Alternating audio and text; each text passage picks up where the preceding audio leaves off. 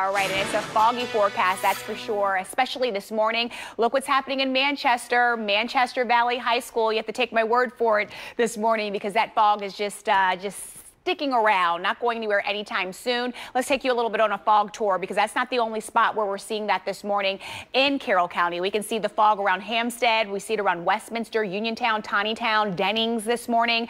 And then we slide over towards Lansdowne, around Catonsville, around Elk Ridge, Lithicum, BWI. Again, make sure you call ahead, see if you have any type of delays. Red Point also dealing with it. We're seeing it around Aberdeen this morning. We'll continue down off towards the south. We head over towards Goldsboro, Henderson, around Ingleside this morning, around Roosburg, and even Greensboro dealing with that fog. So take it easy, put a lot of distance between you and the vehicle in front of you, and whenever you have that fog, make sure you have the low beams on instead of those high beams. A few scattered showers, very spotty in nature this morning. Another line of showers back off towards the west, headed towards western Maryland.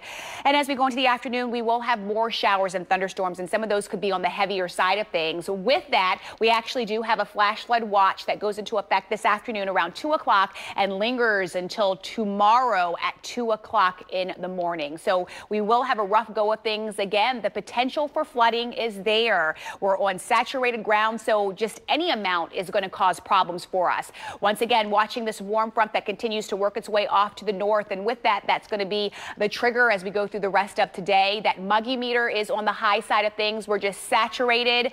We have plenty of moisture in play. It's just very sultry out there, very sticky. 73, 75, upper 60s for dew points. That is a tropical air mass that is upon us once again.